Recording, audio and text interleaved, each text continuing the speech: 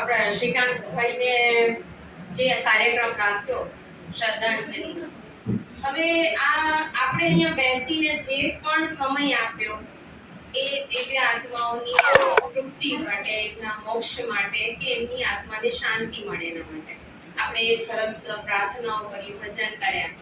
અને કદાચ હવે આપણે એક છૂટા પડતા પહેલા એક રામ નામની માળા કરી લઈએ, એટલે જેટલા બી છે એટલી માળા એ આત્માને સાથે એ જાય. આપણે હવે હું વિશ્વ હિન્દુ પરિષદ કર્ણાવતી મહાનગર પશ્ચિમ વિભાગ, મહાલક્ષ્મી પશ્ચિમ વિભાગની ઉપાધ્યક્ષ છું.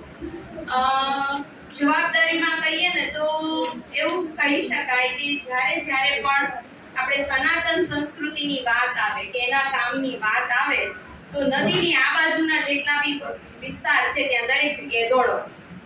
એમાં કોઈ પણ કાર્યક્રમ હોય, બજરંગ દળ હોય, માતૃશક્તિ હોય, સેવા હોય, ધર્મ પ્રસાર હોય, ધર્મ પ્રચાર હોય, બસ આવું કંઈક જવાબદારી સાથે નાનું એવું આપણાથી બનતો પ્રયાસ આપણે આપણી સનાતન સંસ્કૃતિ માટે કરી રહ્યા છીએ.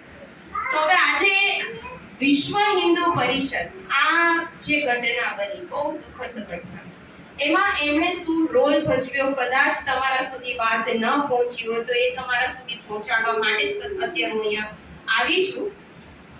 આપણા બજરંગ દળના ભાઈઓ હતા જે અસારવા હોસ્પિટલ, તમને ખ્યાલ હોય તો બધાને ત્યાં શિફ્ટ કરાયા હતા. જેને બી ટ્રીટમેન્ટ આપવા માટે લઈ ગયા ત્યાં અપાયા.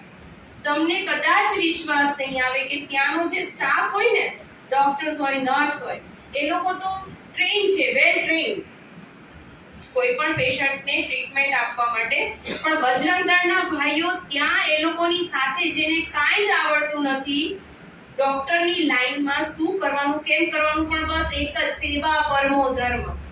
મારે અત્યારે મારા પરિષદમાં જે સેવાનું મેં બીડું ઝડપ્યું છે, અત્યારે એક એવી પરિસ્થિતિ છે ત્યાં ડોક્ટરનો પૂરો સ્ટાફ, નર્સનો કે ત્યાંના જે ટીમનો પૂરો સ્ટાફ અત્યારે ઓછો પડી રહ્યો છે. એવા ટાઈમે બધાએ સાથે ઊભા રહીને સેવા આપી છે. જ્યાં ભોજનની વ્યવસ્થાની જરૂર હતી ત્યાં એ લોકોએ તરત ભોજનની વ્યવસ્થા કરી છે. અને પાણીને છાસ માટે તો તમે કલ્પના પણ ના કરી શકો એટલી રીતે એ લોકો દોડ્યા છે. અને સૌથી પહેલા જ જ્યારે ત્યાં ક્રેશ થયું, એ જે કાટમાળ હતો, એ જે કોલસા જેવા શરીર હતા, એ બધું કાઢવામાં બજરંગ દળની ટીમ ત્યાં પ્રશાસનની ટીમની સાથે ખંભેથી ખંભો મિલાવીને ઊભી રહી છે. સાથે ને સાથે એમણે કામ કર્યું છે. બસ આ શીખવે છે સનાતન સંસ્કૃતિ સાથેના સંસ્કાર જે યુવા પેઢીમાં જોઈ રહ્યા છીએ. અને આજે આપણે અહીંયા બાળ પેઢીમાં જોયું છે, બાળકોમાં પણ એ સંસ્કાર જોયા છે. બસ વિશ્વ હિન્દુ પરિષદ આવું કંઈક કામ કરી રહી છે.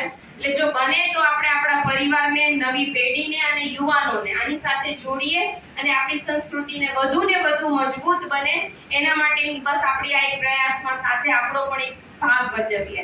એક આપણી માળા સાથે આપણે આજની આ કાર્યક્રમને પૂર્ણાહુતિ આપીશું. જય શ્રી રામ.